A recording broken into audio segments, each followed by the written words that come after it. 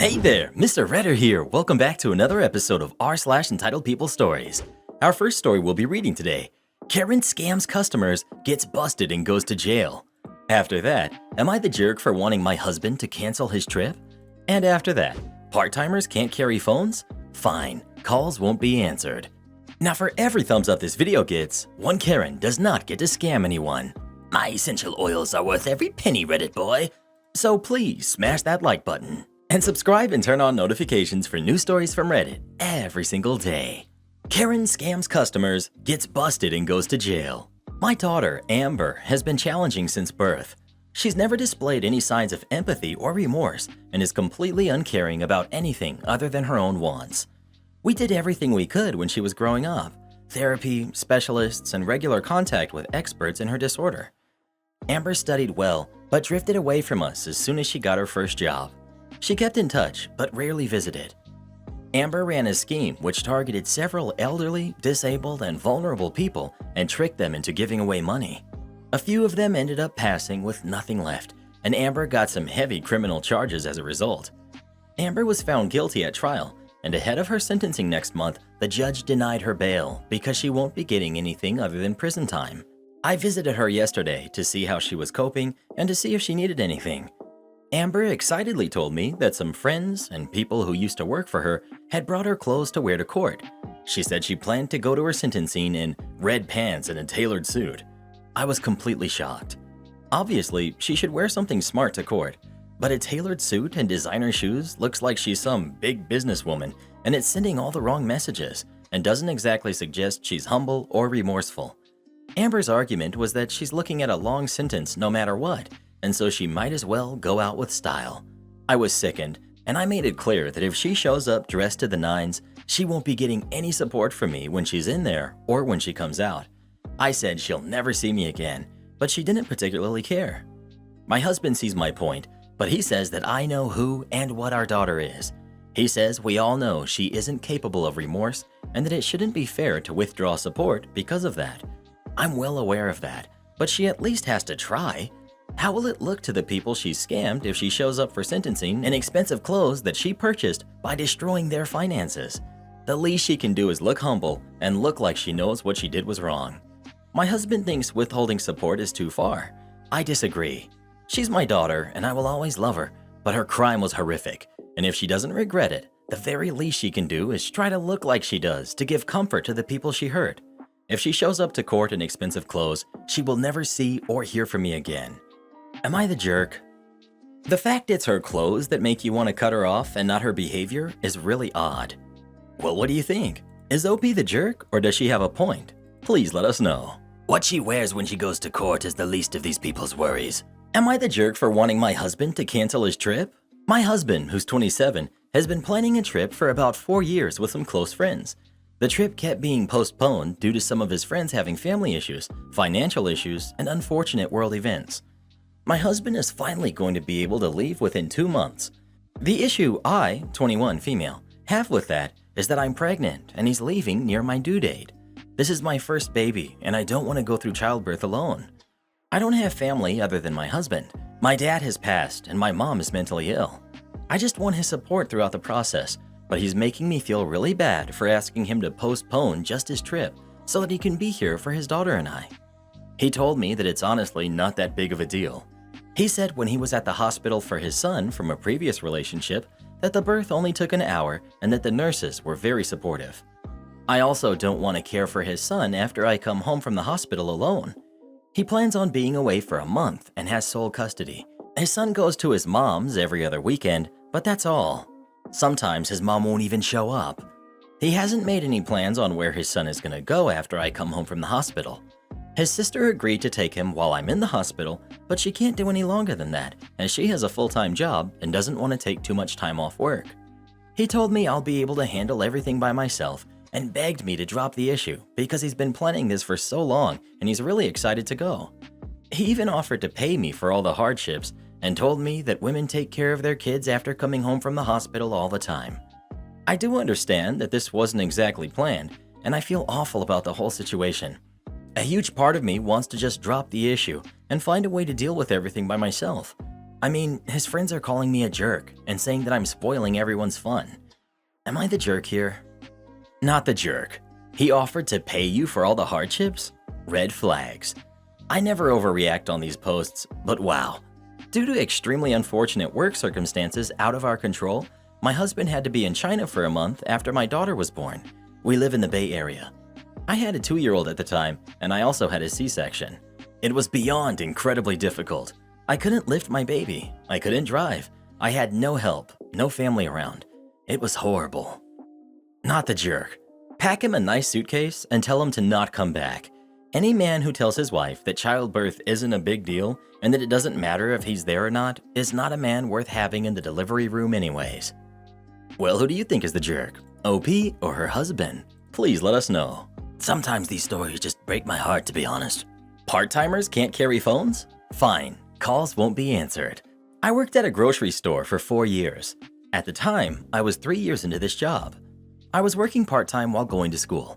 I was working in the frozen department, which most people did not want to do. I had a coworker who we'll call Karen. She was full-time and older than me. She was awful, and everyone who knew her in-store couldn't stand her. Our manager and upper managers hated her and never wanted to deal with her. Each department had a minimum of 2 phones. One was a wired phone on our desks, and the other was a mobile phone with a clip. If our manager was in, he would have it. If not, the first person would grab it and pass it on when they left or took lunch. This was standard procedure until one day, I had held the phone as I was the first one in and had been answering calls as they had come in. Karen enters in an hour after me. She clocks in and comes up to me. OP, I need the phone. She yelled at me with her hand outreached. Okay, do you need to make a call? I asked, wondering what she needed this early. No, I'm supposed to have the phone. She demands, her hand still out. So I give it to her, confused. Okay, here. Why are you supposed to have it? I ask, confused at her statement. I am a full-time and you are not. Full-timers are supposed to be the only ones who have the phones, she replies, rolling her eyes at me. Cue malicious compliance. On the next shift, I come in and my manager is not in. I don't grab the phone. I leave it on the charger at our shared desk. I get to work and start my morning duties. I continue to work and talk with people. An hour and a half later, when Karen finally comes in late, she demands to know where the phone is. I tell her it's on our desk. She stomps off and grabs it. I continue to work for the next couple of hours. At some point, our store manager comes over to me while I'm working in the aisle. Hey, OP, is your manager working today? Hey, no, he's not. It's Karen and I working today. Okay, who has the phone? I keep calling it. He asks, confused, as most of the time, calls are answered quickly. Karen has it. Oh, why don't you have it? He asks, fully knowing that when our manager is not here and I am, I have it and can answer and give solutions. Karen told me that you had said only full-time employees are allowed to carry phones. I replied, that's true. You are full-time. I'm not full-time. I'm part-time, I remind him. He asks me to go put ice in one of the freezers. He also asked me where Karen was because she was not in our aisle. I tell him she's supposed to be in the next aisle stocking items there. I walk towards the back to grab some ice. I was not there when the store manager got to her, but she had left the phone on the table she was using to fill items and didn't hear it ringing multiple times. The store manager was upset and told her off for not answering and told her she should not have had the phone if she was just going to leave it laying around. 10 minutes after speaking with the store manager, he came up to me again and I had gotten out of the freezer.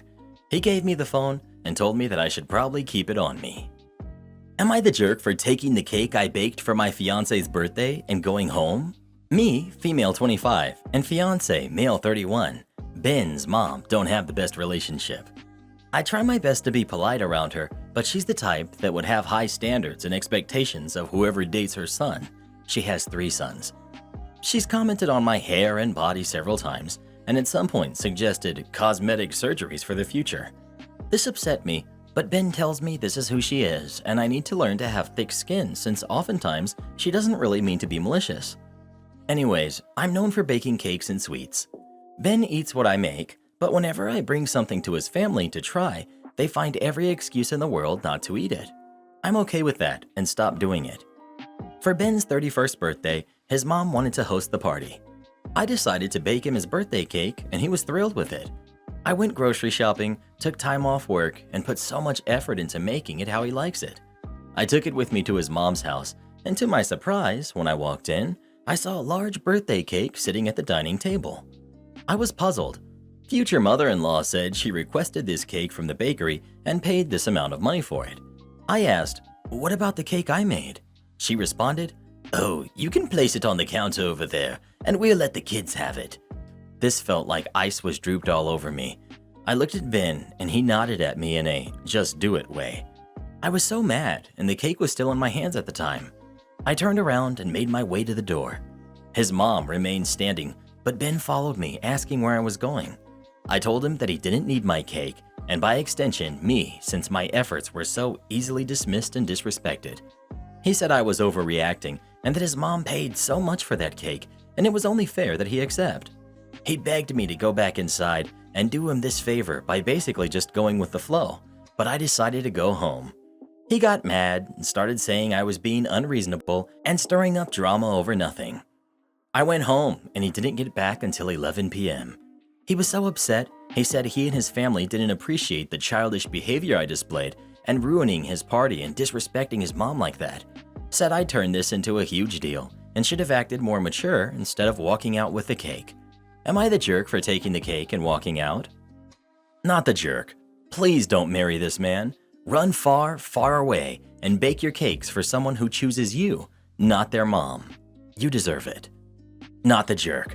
The fact that your future husband is telling you to just accept his mom's BS with a smile and then gets mad at you when you don't is very telling. If you marry him, this is just going to grow over time. Info. Did his mom know you were making the birthday cake? Was this discussed at all with her as she was hosting and presumably providing everything? Did you only talk about it with your fiancé? If she knew and agreed to you making it, that was definitely a jerk move on her part. It was at best a total disregard for the effort you put in by relegating it to the kids only, rather than just sharing the table with the cake she bought. At worst, it was a power play to show you how little you matter. If she didn't know, then kind of wasn't a great move on your part to just walk out in a huff. But you have a fiancé who doesn't stick up for you, that tells you to just put up with his mom being rude to you. Is this really how you want to live, with him always putting his mom first? You need to have frank discussions with him about your relationship and about his mother's place in it before you get married, and set boundaries as to what is acceptable and what is not acceptable behavior from her. Well, who do you think is the jerk? OP or her future mother-in-law? Please let us know. I've got a solution. Just cut them both in half and give half to me. Problem solved. That's not my name. Background. So I have a semi-common Hispanic first name, but living in Midwest United States, people don't always pronounce it correctly. Generally speaking, I think of myself as being fairly flexible with how others pronounce it.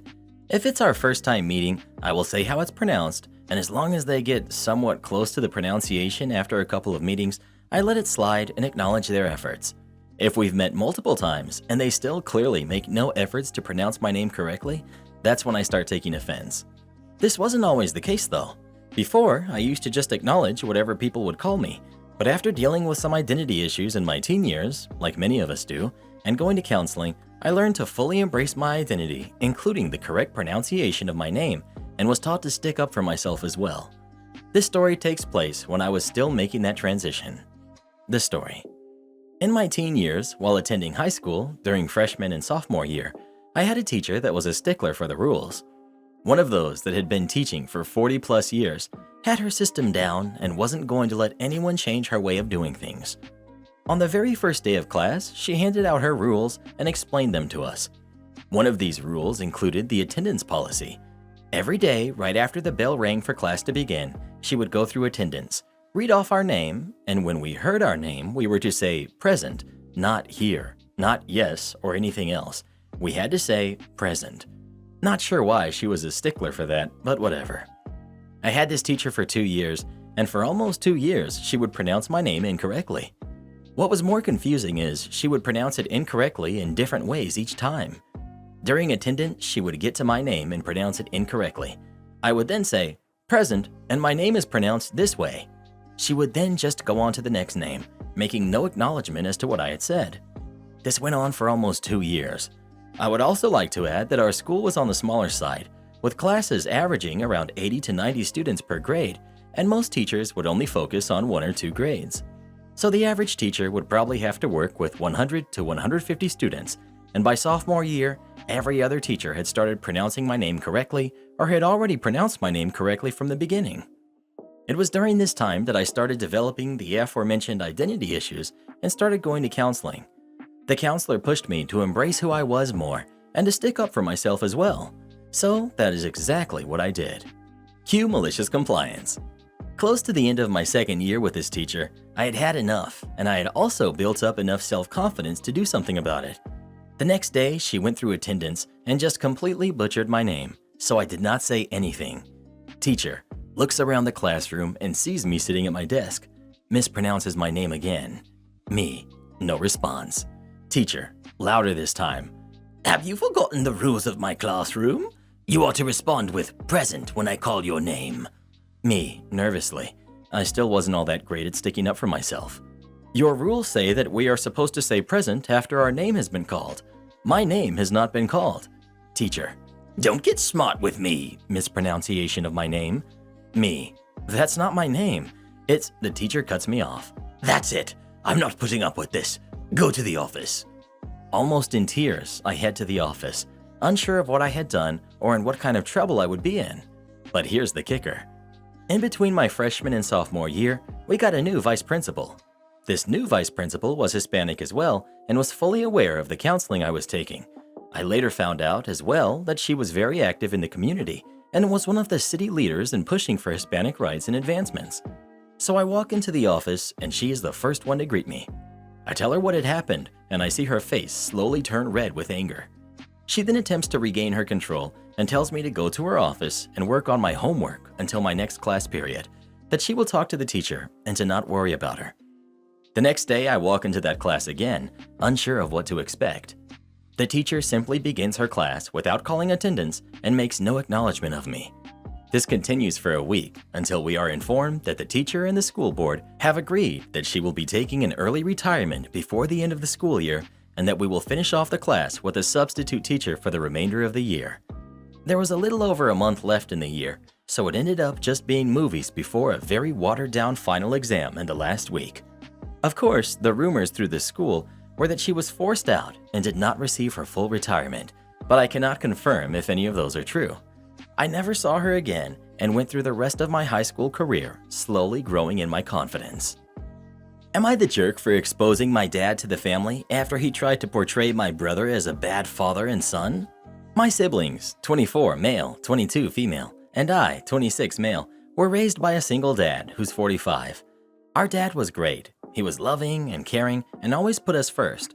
Because of this, we never missed our deadbeat mom. My dad even sacrificed his love life though. He never dated anyone. My brother, 24 male, disowned our dad around 3 years ago for a reason I'd also disown him, to be honest. My brother found out that his then girlfriend, who's now 27, was cheating on him with our dad. Thus, my brother got mad at my dad and cut him off, moved out of the house, and went to live with some friends. No matter how hard my dad has tried to apologize and reach out to him, my brother ignores him. My dad has suffered a lot because of this and has gotten mad at us many times since my sister and I know where my brother lives. We visited him a couple of times, and he demands we let him know. But we can't, because my brother threatens that if we ever tell him, he'll go no contact with us. The thing is that this woman got pregnant with twins, but she didn't feel like being a mom, so she left them to my dad. My dad tells everyone that he's raising his grandkids. He swears they're my brother's, but I'm sure they are his, since my brother says they're not his. The kids turned 2 a couple of days ago, and he hosted a small party, so my uncle started asking about my brother, as the kid's father, since no one in the family knew what had happened. So my dad started talking crap about my brother, saying that he was an ungrateful son and a terrible father for leaving 2 kids behind. I think my dad is angry at my brother for not forgiving him, as everyone in the family sees my dad as an example for the sacrifices he made. They started talking crap about my brother. I love my dad with my whole heart, and I'd do anything for that man. I know all my siblings would. But he tried to portray my brother as a bad guy, and I love my brother, so I told him. He wouldn't have disowned you if you hadn't had hooked up with his girlfriend and got her pregnant. Everyone looked at him, and he tried to excuse his actions, but everyone told him to buzz off. They've called my brother to apologize, but my dad is angry at me. He says this is a family matter and I should have kept my mouth shut. My wife says I did the right thing, but my sister is also on my dad's side. So, am I the jerk? Not the jerk. He says it's a family matter? Which family? The one whose origin he's lying about? The one he's trying to lie to? Or the one he wants to make complicit in those lies? Regardless, this is 100% about him going out of his way to try and throw your brother under the bus and somehow expecting no one to call him out on it. And he really still wonders why no one wants to help him get back in touch with the guy? Am I the jerk for telling my wife she knew what the deal was when she married me in front of her family? I married my wife Leia 3 years ago after being in a relationship for 3 years before that. I have a son, Callum, who's 12. My late wife was Grace. She passed when Callum was 14 months old. I've always made a point of keeping her memory alive. We used to read some of the letters Grace left him for bedtime. I also played the videos she made for him for daily life and looking back on. I also tell him stories about her and about us, as a couple and as a family with him. He has an attachment to her memory and to her through everything she left for him.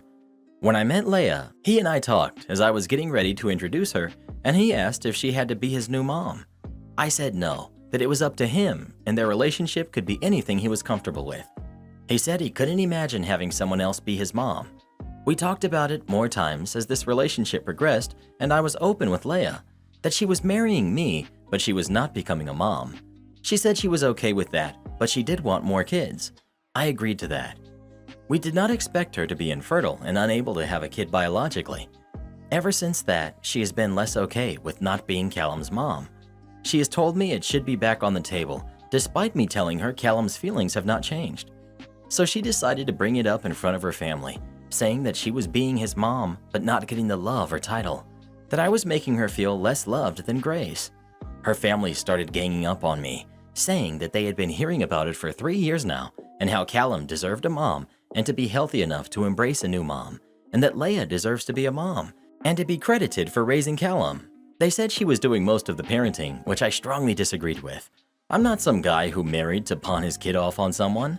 I actively parent my son and do more than Leia, both because I don't agree with dumping all the parenting on my spouse. It was the same when Grace was alive. Because I want to be there for my son, and because Callum comes to me more than Leia. She agreed that she should be doing more as the mother of the household, that I'm being a terrible husband. I asked her what she wanted me to do. To tell Callum that his feelings and clearly established boundaries don't matter and he needs to cater to hers? I've been her shoulder to lean on throughout her finding out she's infertile, throughout any step-parenting struggle she's had. But she really upset me by handling the conversation the way she did, and I told her that she knew what the deal was when she married me, and I had been clear with her what her role would be and that we were not looking for Callum to have a new mom. Leia was upset. I don't think she was that devastated when she found out she couldn't have kids and her family were upset at me. I do feel bad for snapping like I did, but I'm also mad at her for putting me in the position that she did. Am I the jerk? Not the jerk, but this is way above Reddit's pay grade. You need a family counselor. Not the jerk. You're right, she knew what the deal was when you married. It's unfortunate that she's infertile, but that doesn't mean she entirely gets to disregard Callum's feelings. That's no way to treat someone who she wants to mother. You're doing great. Would I be the jerk if I tell my boyfriend to not go to Vegas for his birthday? Yeah, it sounds bad from the title, I know. My 31 female boyfriend, 33, his birthday is on Friday. For over a month now, I've been planning a surprise party for him. I reserved an area at a local brewery, invited all of his friends, all that jazz. His friend Tom is invited, but can't make it because he'll be out of town for work. I talked with Tom specifically about the party when I began planning it. He knows about it. Yesterday, my boyfriend tells me that Tom invited him to Vegas for his birthday weekend because he'll be there for work and has a free room. I was a little upset. Tom knows I'm planning this. I reached out to him and asked if he could reschedule because I'm still doing this party, which again, he knows. He's on the Facebook event chain and a group message about it. He said he had tried to get him to fly out the day after his birthday so the party can still go on. My boyfriend, however, wants to leave Friday because he already took the day off for his birthday. I don't want to ruin the surprise, but I don't want him to go either. I've put a lot of planning into this, and it would be pretty bad to have to cancel it at the last minute. I'm so angry at Tom for doing this, knowing full well that I've planned something. My boyfriend knows I'm upset about something, but I think he thinks it's just about him not spending his birthday with me. If I hadn't planned this, then I'd say go have fun in Vegas. I don't care. But this is super annoying to me. I want to ask him not to go without somehow blowing the surprise, but I don't want to come off as that girlfriend, and I feel like it would cause a disagreement. My friend said I should just let it go and cancel the party, but that's so frustrating that Tom just selfishly bowls over something nice that I was trying to do. Would I be the jerk for asking him not to go? Update. Thank you all for the advice. As many of you suggested, I talked to my boyfriend. He could tell I was upset about something. I told him, I know you can tell I'm upset, but I want you to know it's 100% not about you. The reason I'm a little irritated about you potentially going to Vegas is because I've been planning something for you that was supposed to be a surprise. I'm feeling annoyed because Tom actually knows about it because I asked him a question about it a few weeks ago. And I also reminded him last night that I was still planning this after you told me of your potential Vegas plans. I want you to have fun on your birthday, so if Vegas is what you really want to do, then I get it. But I'm only upset right now because I'm confused about why Tom even suggested the trip because he knew that I had something going on. He reacted really well and said that it was totally okay, and that realistically, he probably wouldn't have gone anyways because it was so last minute. I'm truly bummed that I had to ruin the fact that there was a surprise at all. I had wanted it to be just like a casual beer at a local brewery, and then surprise, surprise, all of your friends are here too. But I didn't say what the plan was, just that I'd made one. Still trying to figure out if or how I can tell Tom I think he's a jerk in a mature way. That'll take some thought. Not the jerk, but you might want to inform your boyfriend about what you have planned, and even if it means ruining the surprise, because it seems like Tom is going out of his way to ruin the party for you.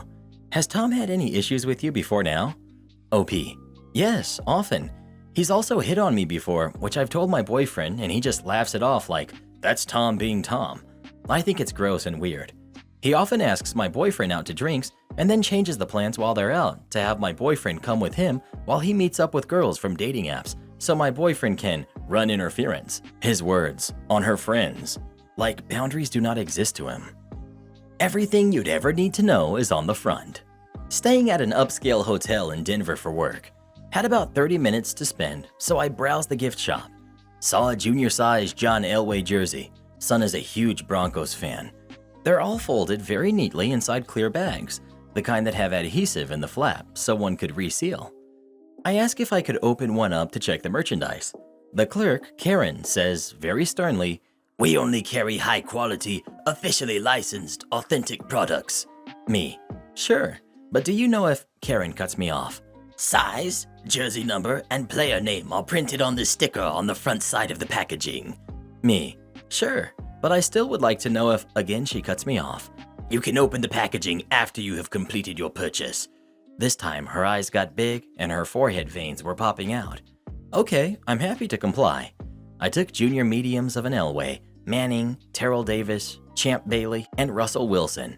Pay for it at the register, open everything up, check the insides, shake my head, and say to Karen, "I'm sorry, I'd like to return all these." Karen, "What's wrong with them?" Me, "Nothing, they look perfectly fine, but not what I'm looking for." "You read the stickers on the front of the packaging, right?" Sure I did, but it doesn't say whether or not the numbers and letters are stitched or stuck via ironed-on adhesive.